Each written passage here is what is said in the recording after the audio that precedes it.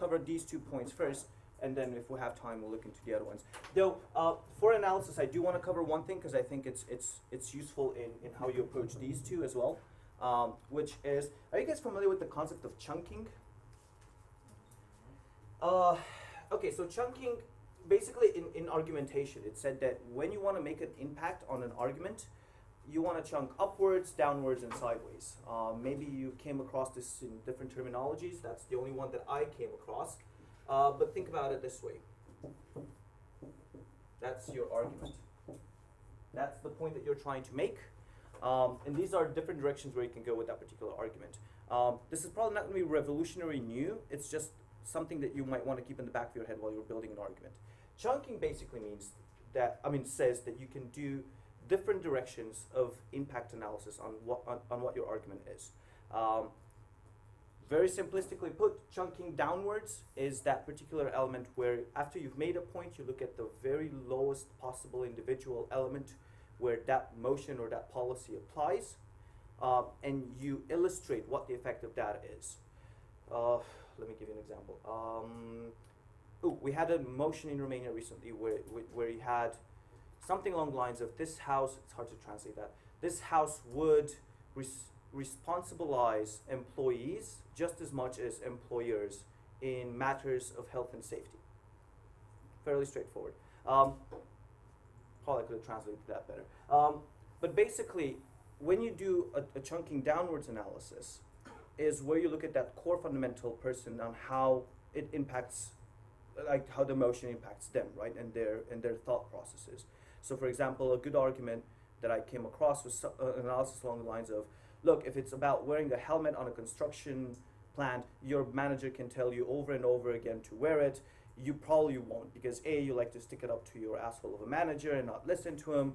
B, it's bloody hot outside. C, you just can't see the ladies walking down the street as well. So you're probably far less likely to wear that particular helmet. However, if we implement this, then all of a sudden, to those three equations, you also add this aspect of, if I don't, I am liable to my own health and safety. So if a brick falls down, not only do I get the pain of having a head broken, but rather I also have to pay the same fine that my employer would, basically skewing the process, the cognitive process that I'm implementing in terms of do I wear or do I not wear the helmet. That is chunking downwards. That is looking at what the motion says or what the argument says, and doing some thorough analysis on what that ground smallest possible cell, this was a bad idea, this is actually hot, that possible cell can do. You already noticed by forcing myself to think in terms of what's the smallest possible cell, I already engaged in analysis, because if I'm trying to illustrate and I'm forcing myself, I need to look at that little example, I already have to come up with some argumentation or something to say there. Chunking upwards is basically you go into the principle of the argument, right? The philosophical background or the clashes of values behind that particular motion. So when you're trying to make an impact in terms of chunking upwards, what you're trying to figure out is what is the principle or the value behind your argument and illustrating that. Ideally, figure out something that people generally agree is a good thing to have in our society. For example, in this one, if you wanted to chunk upwards, you'd go into the classic and overly used social contract where we give up some civil liberties or some liberties whatsoever towards our state because in order to make sure that the state has the power to secure our safety, right? I hate the fact that I had to use that one, but it was the easiest one that came to mind. So, you find that overarching theme, that overarching value, that overarching principle, which you feel justifies the point that you're trying to make in terms of analysis. And chunking sideways basically is, after you've done that upwards trend, like that principle, you've identified that principle or that value that society is generally okay with, try to find another instance similar to that one where that principle has been applied in practice and people are generally okay with it. So for example, I might not like, in light of the value that, we entrust the states to tell us to do crap that we don't necessarily want to do for our own safety, in light of the same value, for example, we agree that we should be wearing seatbelts. They're uncomfortable as hell, they're leathery, they stink up the whole place, but at the end of the day, it's my safety involved, so I go by it, right? Now, the point I wanted to make with this is if you force yourself in terms of, I just made a point now, how do I prove it? If you force yourself to think in terms of, I'm going to chunk down, chunk up, chunk sideways, you have 3 levels of analysis, and you'll realize that your arguments are no longer 30 seconds, but rather 4 minutes. And probably judges will never tell you you didn't deliver enough analysis on that particular point. Another thing to bear in mind, this can be applied at both micro and macro levels. So you can either use it in terms of, I have this one argument, how do I make analysis onto it to prove it? But you could also use it in terms of, how do I build a case? You can think of it in terms like the examples that I used were basically looking at emotion overall and trying to chunk it downwards, trying to chunk it upwards, and trying to chunk it sideways. So you can either use it in terms of impact for one particular argument, or you can even frame your whole case or your whole speech around 3 big points of substantive where you try to tackle it in that direction. It will make sense why I'm trying to tackle these when I'm talking about those, but that's usually a useful thing to keep in the back of your head in terms of, how do I make my point or my case as strong as possible. No one's saying you have to do all of them. In fact, if you try to do all of them for all of your arguments, you might find that time management becomes an issue. But do be aware of the fact that certain judges react better to certain types, so the more you're able to include in your analysis, the more likely you are that you won't hit judges that go like, yeah, that analogy sucks, and then just rub off your whole argument, right? So try to use a balanced case of all of them. All right, so we said we're going to look into frameworks. Please. Could you give an example for sideways?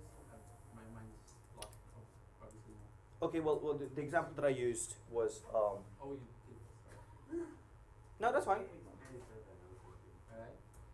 Yeah, go. Does anyone want to explain that? Go for it. Okay. No, the point was, does anyone want to, like, from the room, like what you understood out of it? No?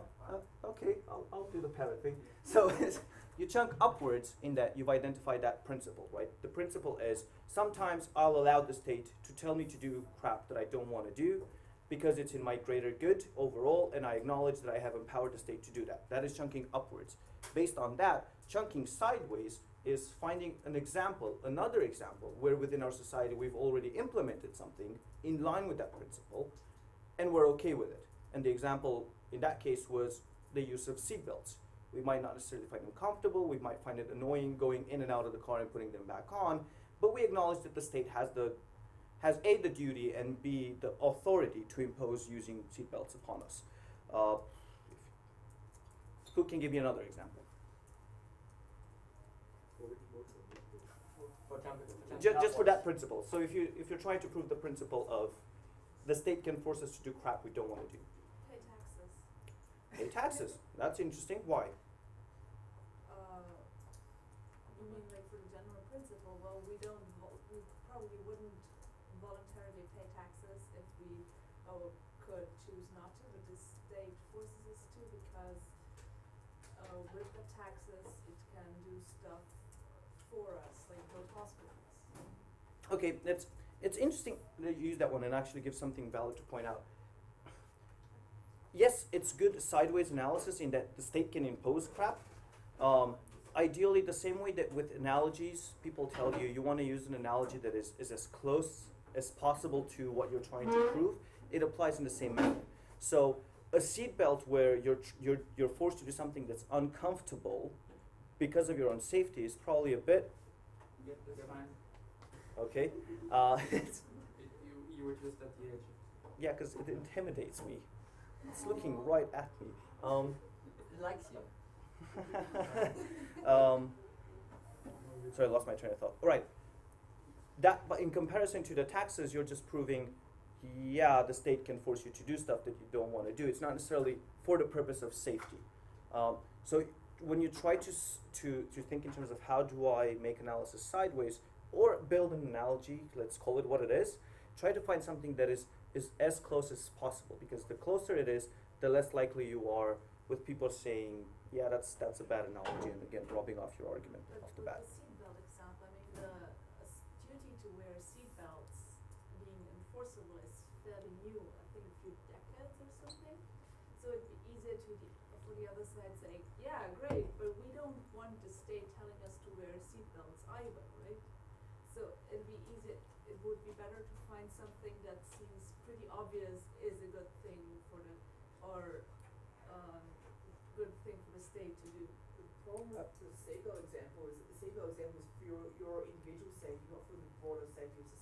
Mm-hmm. The taxation example is better because you, even though you don't want to give up that finance, in the form of taxes, Okay. the incentive is that money is then used to provide the social services such as police and fire brigade, which have that. Do you guys- societal benefit. Do you guys remember what the motion that we were analyzing on was? Sorry? This house believes that employees should be equally responsible as employers for health and safety. Right. So the whole idea was, if I'm a worker and I don't want to wear a helmet, the state is now going to make me liable for the safety implications of that. So while I generally understand the value of taxation being far more overreaching than the individual safety of the person that the motion targets, the point the motion was that it does target individual safety. Great, but then can we use traffic rules, like traffic laws? I mean, okay. Let's not start off from the assumption that the examples that I'm giving you are the best irrefutable argumentation. It's not the point. The point is what logic or what approach do you want to take to building your arguments.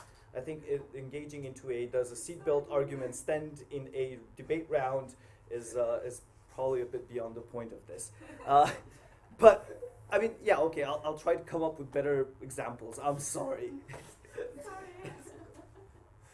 Gosh, being proud.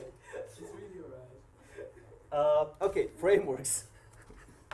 Now, I'm not going to go into the detail of these frameworks. I'm going to start off from the assumption that you guys have Google and you can look up what they are. I'm assuming a lot of these are also stuff that you have come across during your studies as well. Many of them I came across in my studies. But it's just useful frameworks to know about, read about, understand, assimilate, and then start thinking creatively in terms of how you can use them in debates. So what I'm going to try to do is give you a couple of them, more than a couple, tell you what the broad purpose of them is, and these, by the way, are most of them are academic frameworks. And then maybe I'll try to come up with some example of one debate where it would be useful, but really it's not limited just to those kind of debates. And I'm sure you'll find debates where it's more useful. The first one is Varieties of Capitalism. Have you guys ever heard of that? Oh, yes. Okay, who can tell me what it is then? Is the idea that capitalism as such is not a very precise term and that there are very, very different notions that came with capitalism? Like at the one hand you have this very, very libertarian approach to capitalism, which is an entire different view to what you would have in a social democratic state as in probably most European states, which is also different to the kind of capitalism you have in the US, which is kind of a mixture between libertarian in some approaches, but very state intervening in other points. Is it? Yeah, that's pretty much it. I mean, fundamentally, it's the purpose of this isn't, by the way, know the fact that Hall and Soskich wrote about this in 1991 and what was their analysis in terms of what the differences were. Though if you want to, it is Hall and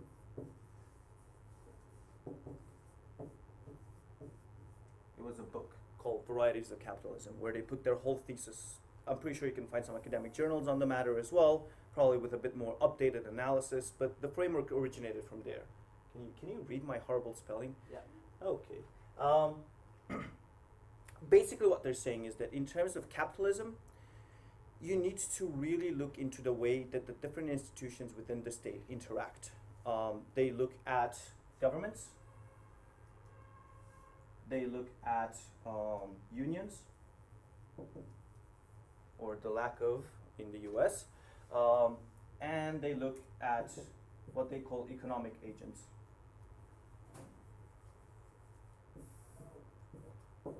Right? So you'd have basically an axis in their, forced analysis where you'd have either completely liberal markets versus completely coordinated markets. When I say coordinated markets, by the way, I don't mean communist China. The assumption is that we're talking about varieties of capitalism, right? So the extreme examples that they would be using would be US, and they claim UK, though that I don't know to what extent that's still applicable. versus, let's call them the Nordic European states, and the way that the different institutions interact there. The reason this is a particularly useful model is not necessarily so that you know the differences between the different states. By the way, France is somewhere in the middle if you really care. It's not necessarily useful for you to be able to stand up in a debate and say, yeah, but Sweden has a coordinated market, so it's different from the US. Not particularly useful. It will be useful, especially when you have stuff that's related to European policy, stuff that is related to economics revolving the EU, or the distinctions between education and the way that these states have developed a skill set between them. Because what happens is, and this is the basic premise of the framework, you have liberal markets where everything is dictated purely by market supply and demand. Absolutely everything. Whereas the coordinated markets see the state overlooking what is the greater social good to kind of minimize the impact of that harsh capitalist world. This is why you have, complete liberal markets with very low taxes, very coordinated markets with something like insane 60% taxes in there. You need to remember that this impacts everything. It impacts people's mentality towards having high taxes or having the state intervene. It impacts the skill set that people have. For example, trade unions take a very active role in Northern Europe into developing the skill set that is relevant to a particular person in terms of technical skills, whereas in the US, UK, people tend to focus a lot more on what they call transferable skills because you have a far more fluid labor market, so people don't want to invest time and energy to training someone when they're going to leave within 2 years' time. So these are just some of the small things that if you look at these kind of model, or at this model in particular, you'll start understanding what the macroeconomics at play are within these different societies. So when you'll have discussions revolving, for example, stuff like this house would, we had the motion on this house would link, this was at the Worlds, this house would link the university's revenue to the amount of employability that they secure for their whatever students. I can't recall exactly what the motion was framed like, but basically there we started off. It was funny because we had a lot of UK people in the room and they kept on arguing from the perspective of their economics. It was so easy to stand up at that point and say, okay, but your view is not necessarily representative in the world. A lot of other markets deal with this issue in a very different way and they don't see it as such as a problem. In fact, what you're proposing would harm the way that they work. So it's very useful to understand these varieties of market approaches just to be able to address or develop frameworks that are a lot more comprehensive than the purely whitey's view, as people call it in debating, right? Are there any, really, I'm going to leave it at that because I do want you guys to go and read these models thoroughly. You can find, you don't read the whole book because you can find tables with what each of them stand for. But it's definitely a good model to know about and try to use in debates. When you have debates about unions, if you don't think varieties of capitalism, you've lost. Any team that we went against on trade unions, this particular model helped us immensely. The other one is Hofstede's research. Are you guys familiar with that? I've heard of him. You must have heard about Hofstede to some extent.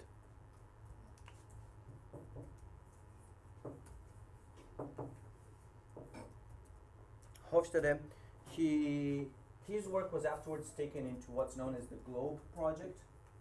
Oh, cultural differences. Might have heard about that one if your university tends to look at more modern academia than mine does. No, Hofstede, okay. Hofstede was something like the 70s, if I recall correctly, and Globe something like 2001-ish.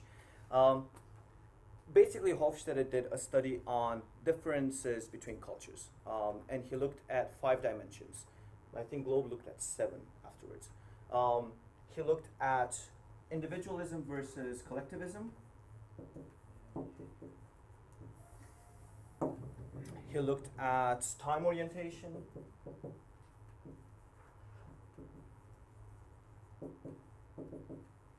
He looked at power distance.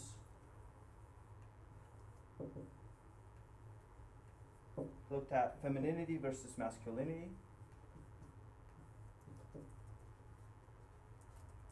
Oh, and risk aversion.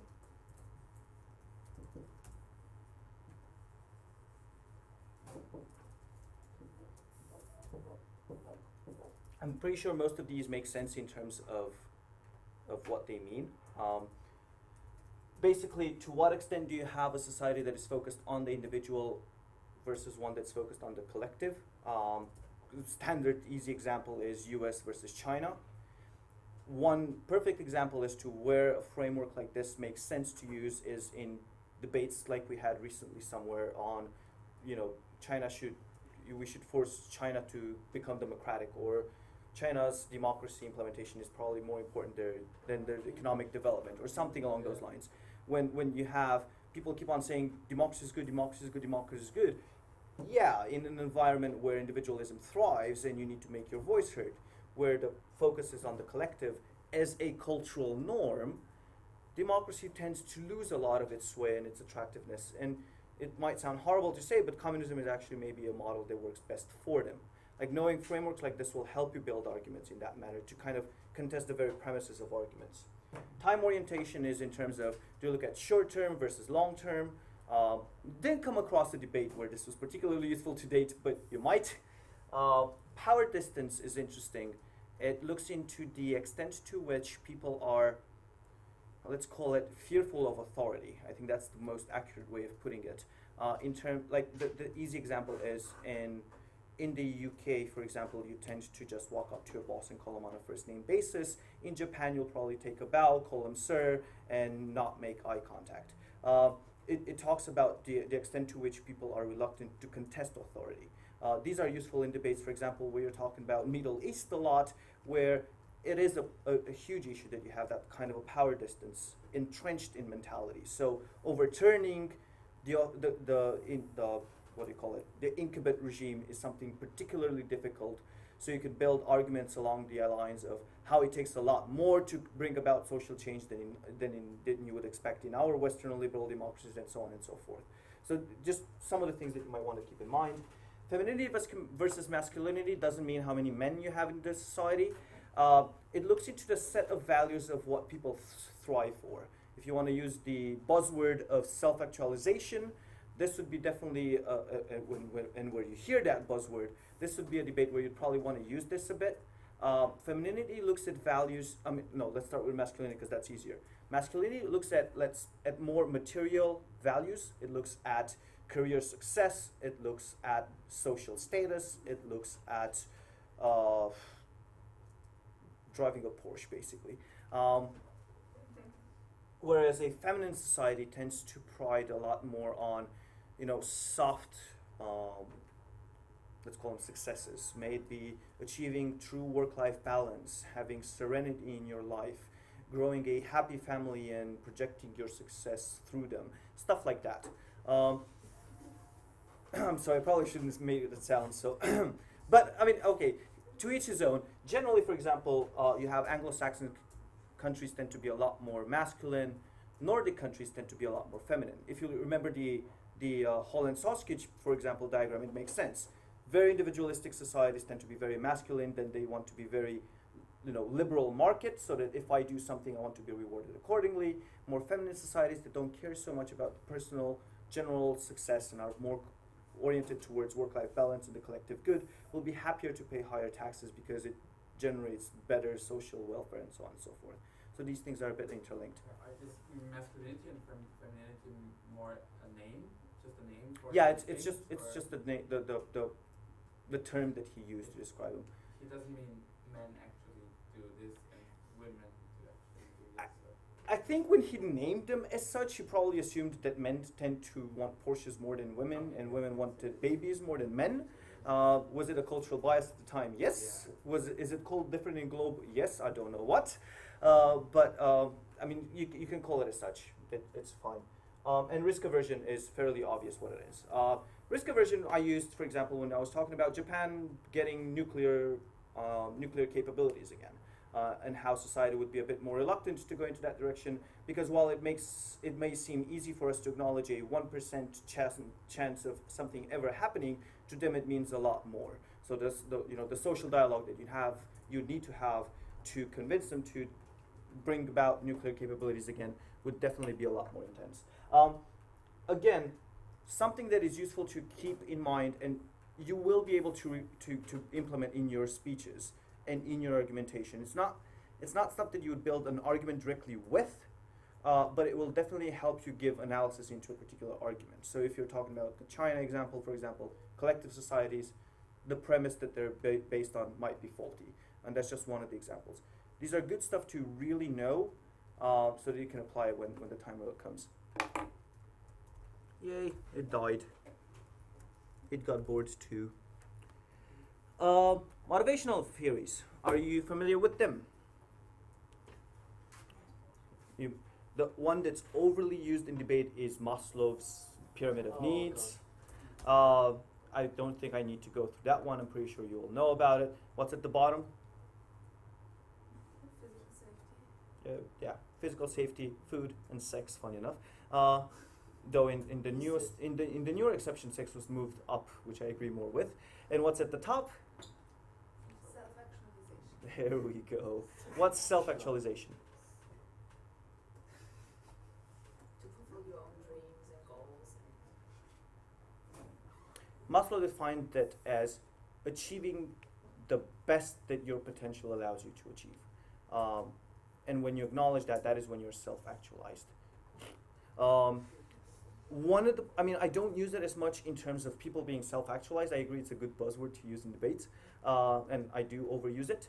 But where it is useful to have is where you talk about societies and systems of values.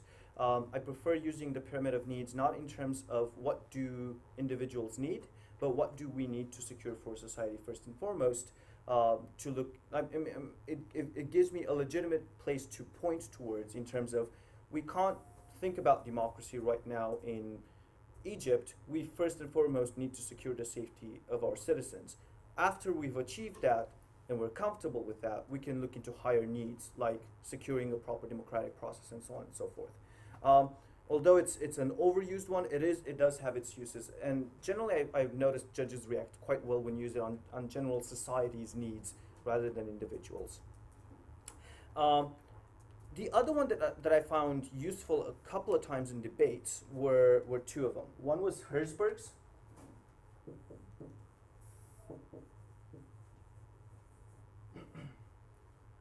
Herzberg had a weird model where he was talking about motivation, pure motivation, and how do I get employees to do something and keep them happy, right? He came up with two things that I found were interesting and useful. One was DNS, no, GNS. He basically realized, GNS stands for growth needs strength, and he basically realized that different people as well as different societies have different needs for development. So he'd basically say, it kind of goes hand in hand with Maslow, where he says, reach the best that your potential can allow. The GNS basically argues that there's only so much need to develop that certain people have. So going along this idea of we need, for example, an educational system that secures high-level education for us all might not necessarily be a valid point if we're starting off from his premise of people don't always want to develop. There's some people that get a buzz from getting a PhD, some people couldn't care less. There's some people who want to be able to argue better, there's other people who look bored and don't care. That growth needs strength applies both to different individuals as well as different societies, and it's useful to know.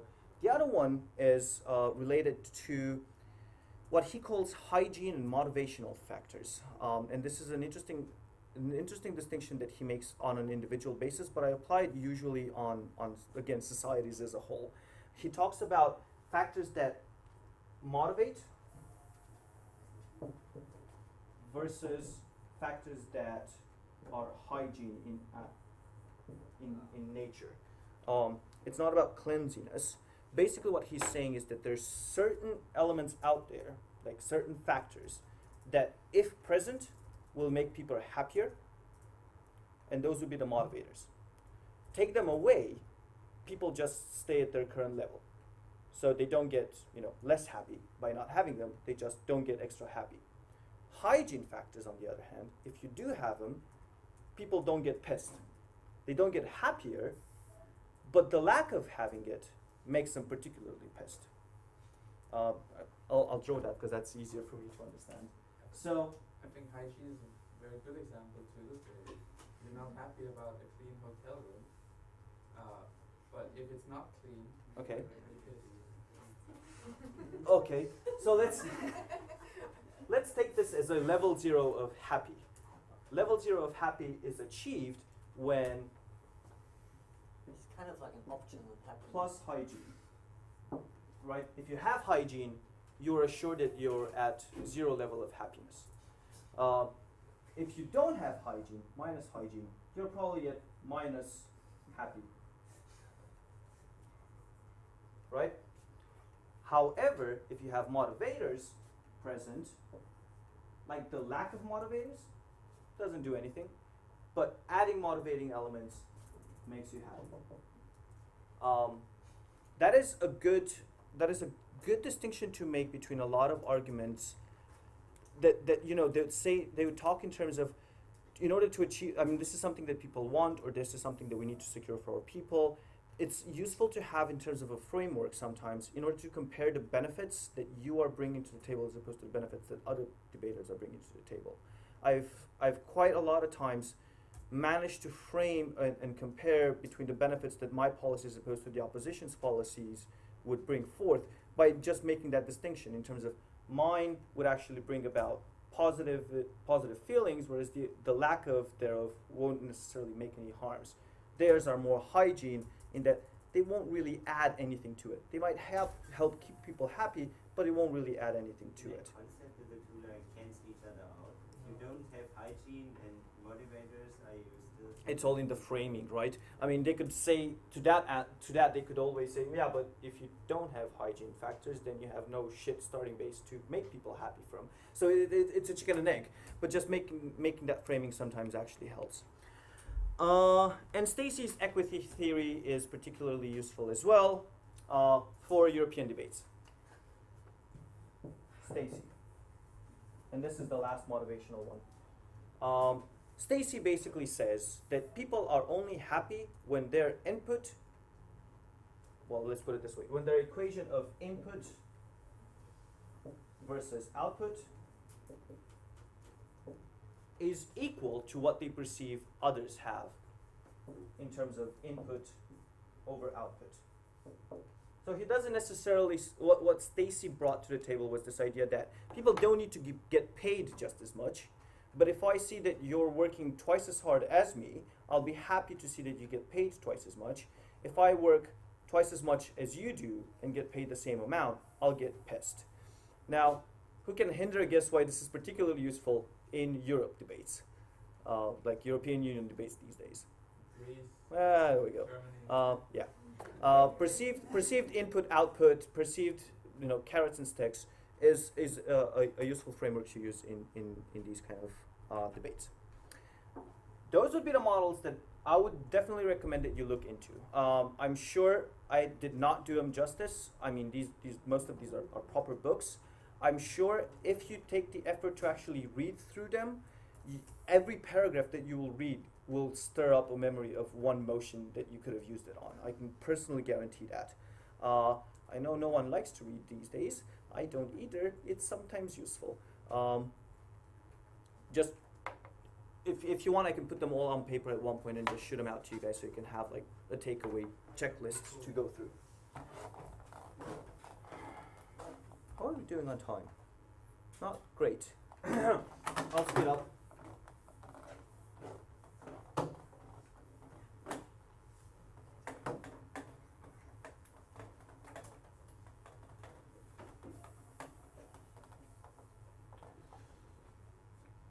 positioning. Actually, that could be done quite fast. There's 1, 2, 3. Yeah, 3 big things that I put on the paper that you need to keep in mind when you are prepping your case. I'm not going to go into the how to frame your first prime minister's speech and tell you that you need to identify a problem, develop a model, give a mechanism to that model, and give me justification, because I think you all know that by now. What I want to give you is, in terms of strategic approaches, 3 core things that I want you to keep in mind when you're done making your prime minister's speech. Wonder whether or not you've done these 3 things, and if you haven't, probably try to figure out how to. The first one, I call it think big and think backward. A lot of people make the mistake of assuming that if you throw in enough content, you'll have a presence in the debate until the end of the round. Especially if they're the first gov, they have the assumption of, if I throw out 12 arguments in there, probably one of them will stick, and I might get some credit for it. Not necessarily the best thing to do. The best thing to do in terms of think big and think backward, think Clash of Civilizations. What is this huge debate about?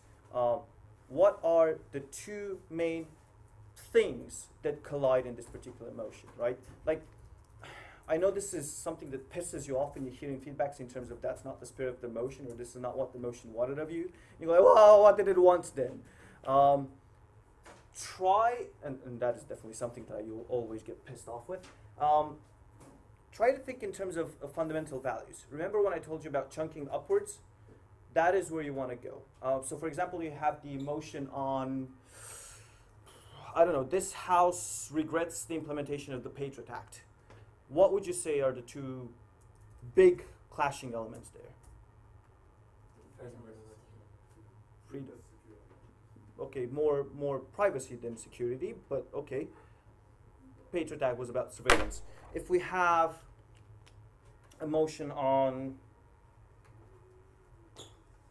patents, whether or not we want to have patents, what would be the overarching themes there? That's very often distributional debates between the creator and those who, in the end, benefit from the creation. Like, how do we distribute? Okay. Like, protection of your own creation versus the utilization. Greater social good thingy. Okay. yeah, something like that. What about what about if you said this house believes that the next pope should be a woman? Internal beliefs versus current moral axiom behavior. What do you mean by internal beliefs? Whether internally, whether a group has the right to set its own internal sets of rules versus whether they have to adhere to the greater societal norms of the time. Okay. I mean, you basically get the point. I don't know how often we do this. Well, there was a motion at Vienna IV 2 years ago, which said something along the lines of, assuming we come across an alien civilization, that is, someone can help me with remembering the exact wording of this. Not make first contact. Right. What are the 2 big points there? Because I'll tell you what was talked in my room until we stood up. It was, they might kill us. No, they won't. They're good because they're technologically advanced. If you did debate on that and you find this insulting, I apologize. But what do you think the overarching 2 colliding values there are? Like the benefits of doing it versus like the risks and the expenses we have. The other moral ramifications. This is the whole. Yeah, like benefits is like, if we're in interest, do we want this? Is this like? Okay, let's just assume that the benefits of doing something isn't necessarily a value. That's kind of what the whole debate is always about. It's a colonial first prime directed colonial mentality of, do we have the right to influence other cultures and societies and interact with them? No, That's so like the benefits kind of depends what kind of aliens they are. What if they haven't finished the That'd be nice to listen to. Why did I throw that motion out there? Can we learn from them? I mean, like, kind of Can we eat yeah, them? like, really tasty. Most people think, can we eat That them? is a gift. I'm reliving the traumas of that particular tournament right now. Sorry, no. Here's and you know what? You might disagree with this. My take on that motion was, to what extent do human beings go above and beyond to answer their need for discovery despite any and all risks? Remember, that was close to when the CERN reactor was starting off and everyone was talking doomsday, right? Like, to what extent do we neglect our own survival instinct sometimes just because of our aspiration to know crap? You may disagree. We can have a debate No, about but it. you're narrowing it down to we only do it out of curiosity. There might be just like utilitarian things of it might be useful for the No, that's future fine. of our society. No, but to that do still falls under that because the curiosity is about discovering what benefits might derive out of it. But there's risks along the way. So to what extent are we willing to explore the possible benefits and how much are we willing to take risks along the way to discover those potential benefits? Okay, yeah, then. I love it when we get sidetracked with small debates. But yes, I'm sure there's plenty of arguments that don't fall under my definition of it. My point is, if you don't ask yourself what is the biggest clash possible, you might have what many debaters had in my room, someone standing up and saying, this is where the debate is, and at that point you get screwed. You might have some of the benefits that you talked about that doesn't fall within their scope of their definition. That doesn't mean that you'll be better off. That probably means you'll be worse off if they prove a legit point into that's where the real debate is, right?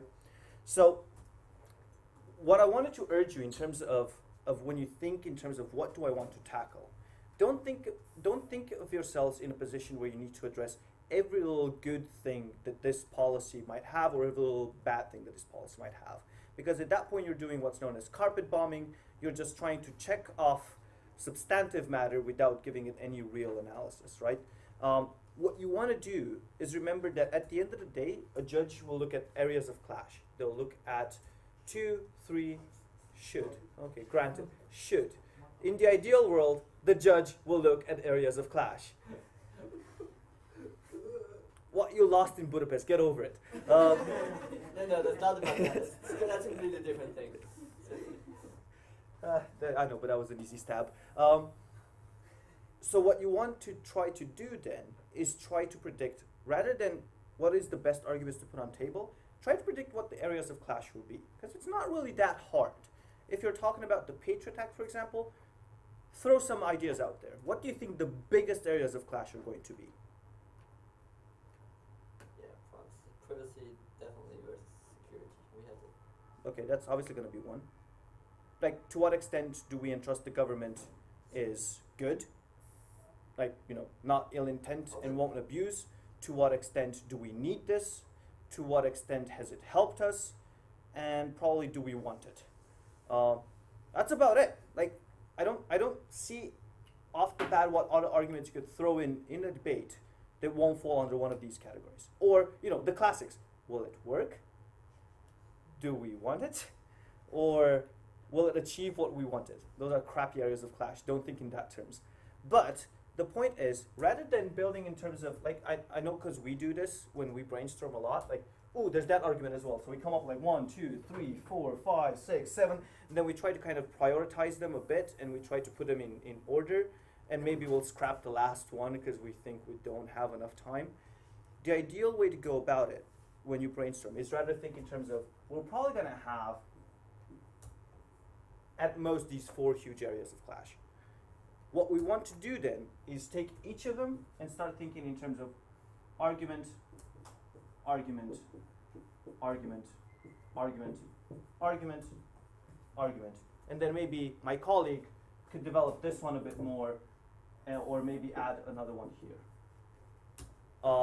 If you do this, I'm not sure what the term is. In English, we call it like an inverse pyramid type of a case building, where we try to think in terms of what will be the big issues and then build supporting arguments on it, rather than wait for the big issues to happen as a result of us not being able to do it ourselves. Because usually, if you look at the flow of a judge, It's anticipating. yeah, it is a lot about anticipating. I know I'm talking a lot about something that seems, just think about what the areas of of education will be.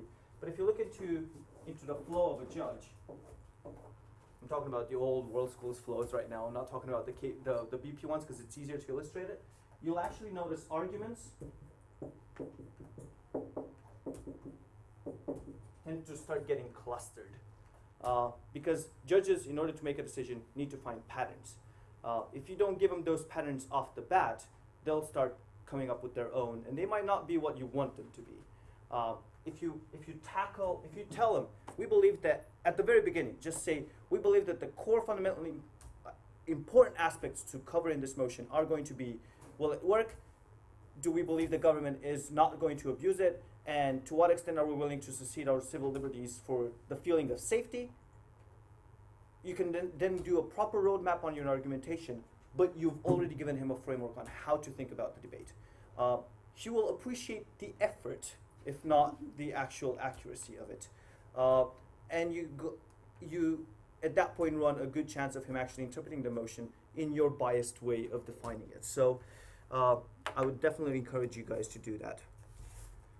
It's very handy if you do that in the second half. Yeah, no, see, that's what I'm saying. It's particularly useful in first prop, because a lot of people don't do that in first prop, and then it becomes a second half debate because the second half does it. You'll actually come across debates where the second prop adds no value whatsoever, no real extension, no real substantive. They might just reframe a couple of things a bit, but what they do is by putting that kind of, areas of clash into perspective, judges will overcredit them just because it makes their lives easy, and they've offered clarity into a debate. So if you try to tackle it from the very beginning, you'll definitely see a lot. Talking from experience. Yeah. Yes. Am I understanding you correctly? You say, in fact, don't think about such things, will it work, do we want it, but think in areas of clash. But in the speech itself, do exactly this, will it work? No. I just use bad examples of areas of clash. In when you start off your speech, name the areas of clash that you might get. Yeah. Okay. Now I get it. Okay. The second trick, and this is fairly simple. Think about the bottom line. I think a lot of debaters don't do this enough, which is assign burdens. It is your right, especially as first gov, to assign burdens. Say, we believe we will have proven our case when we have shown you X, and in order to win today's debate, the opposition definitely needs to achieve Y. If you're extreme in the way that you frame this, and a lot of people that do try it fall into the trap of being overly biased into how they define these burdens, then you're probably going to lose any and all benefits that this brings forward. But that will definitely help in terms of giving you, again, a stronger positioning in the debate, because you offer a perspective that the judge needs to look at. And of course, you're going to have a slight bias in how you define that particular one, right? Remember when we had a debate today about the debate that you guys had in Budapest on Esperanto? One of the reasons you guys actually lost that debate, and we spoke a lot about it when we were adjudicating, was, look, the first prop clearly said, sorry, I should have started off with that. The motion was that this house would restart the Esperanto project, something like that. First prop had a simplistic case of how culture is linked to languages and how languages divide us, and because of that we have conflict. But the one good thing that they did was, after their first speech, they stood up and said, okay, many of the benefits that we put on the table are minimalistic, but assuming that they are, you have yet to show us any real harm that implementing Esperanto will actually bring forth. That is a simple call to burden, and that is a simple bottom line, right? Because what they did there, and I thought strategically was worthwhile while their substantive wasn't, it was a matter of, okay, I bring a 0.00001 benefit into today's society. If you don't show me anything worthwhile that would be damaging, why wouldn't I do it even for that 0.001%, right? If you do get into the habit of making calls to burden, you will notice that the debate will become a lot more mathematical and a lot easier to judge, but a lot easier for you to frame it in a way that will put you in advantageous positions.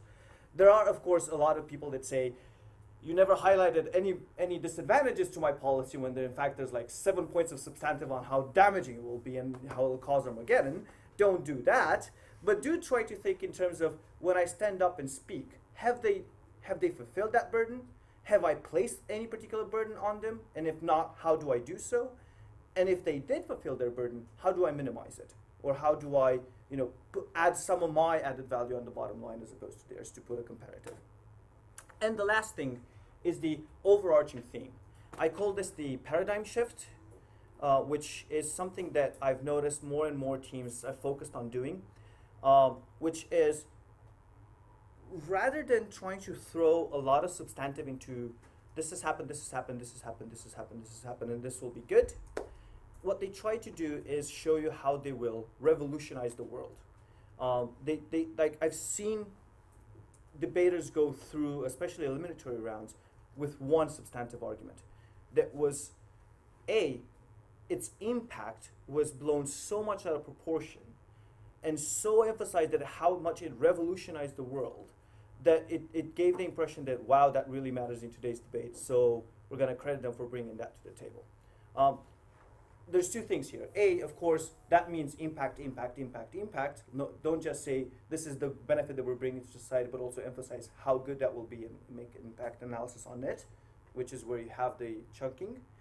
But I'll give you an example of where we did this. Remember that motion that we talked about that we had at the Worlds, where we had, God, I'm really trying desperately to remember the exact framing of it, of universities should get funding based on how many students that graduate get employed, something along those lines. What we did in that particular round, we were first propping, and what we did in that particular round and made us go through was we painted the world as it is now in terms of we have the educational system operating within a bubble where it is not responsive to the needs of a market. And by implementing our policy, we make it in line with all of the other institutions that have to interact with an open market and adjust accordingly and create better opportunities for their students as a result. That is, of course, an oversimplification of an 8-minute speech, 7, 8. But what we did, literally, we announced that in 15 seconds at the beginning, and afterwards, all we did throughout that whole speech was analysis on how we don't have this right now and how harmful it is, and how we're shifting the paradigm right now and how it is needed and how it will be better. When you frame a debate in that manner, you genuinely put yourself in a position where you've added immensely valuable substantive matter, even if it's just one, because that's all I had and that's all my colleague had as well. We were quite thrown back by the motion. But when we framed it around, this will revolutionize in a very positive manner what we're doing within our societies, it carried a lot of sway with the judges. Is the one phrasing Sorry? of the motion? No, I think that the point came through. Does that make sense?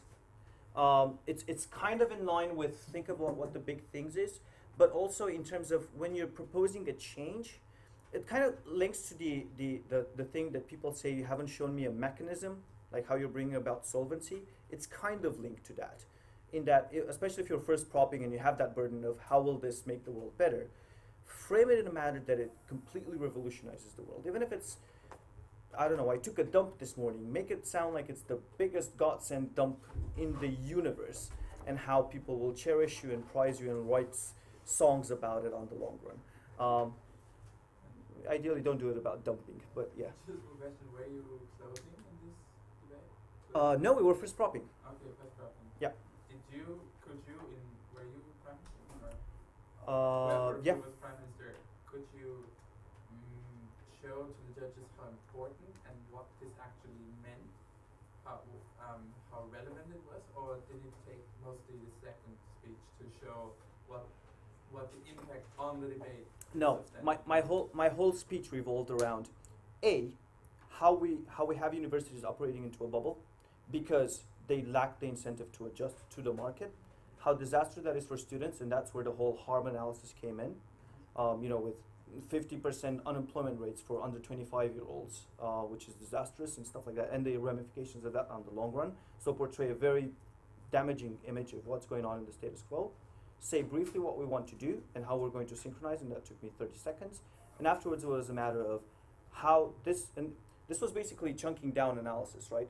How this will change the way that universities think when they develop their curriculum. How they will stop thinking in terms of what looks good within the ministry, but rather what gets students employed. How they'll think in terms of how do we build career centers to develop applicable skills. How they will be incentivized then to directly talk to employers to figure out what those employers need within the marketplace and adapt their curriculum as a result. That's the whole thing, right? Analysis in terms of chunking downwards. That's why I put it up there. Right, those would be the big strategy ones that I wanted to cover off. We should have started 18 minutes ago with the first round by my clock. Yes, it's like 3. It's okay. I mean, we can talk about the other ones over beers. Yeah. I'm not opposed to that. These Or are the key ones. Yeah, I mean,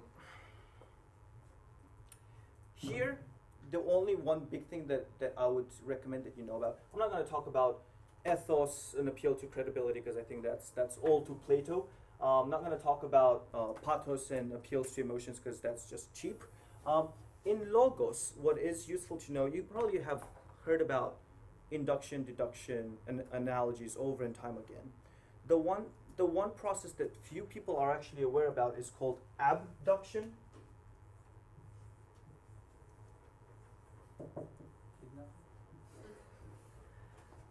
No.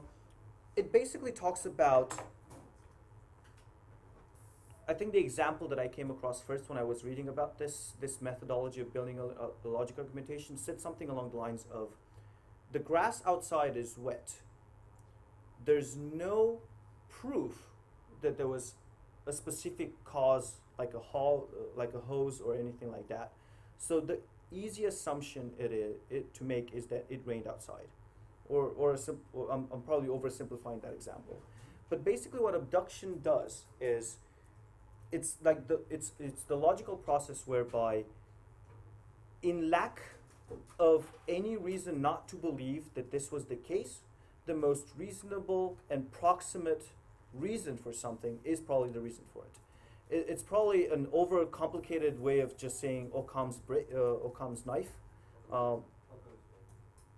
Razor, thank you.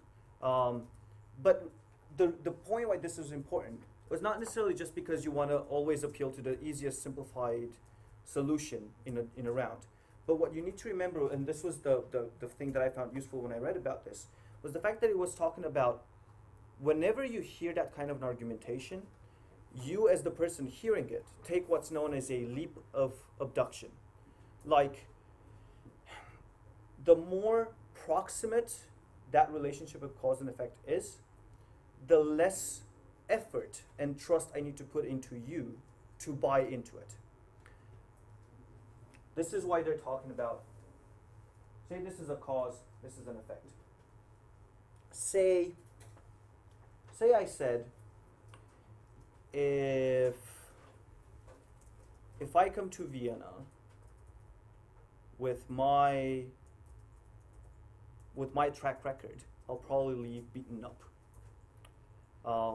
Doesn't, like, the cause and effect there are quite distant, right? So you believing me that would happen takes quite a lot of, okay, I know you, I trust you, I'll believe you. What's recommended with abduction is that you minimize the leaps of faith that one needs to take in order to buy into your assumption. So if my cause was, with my state of mind, if I go into Vienna, I'll probably get kicked. I don't know, and this is probably going to be a horrible example to use.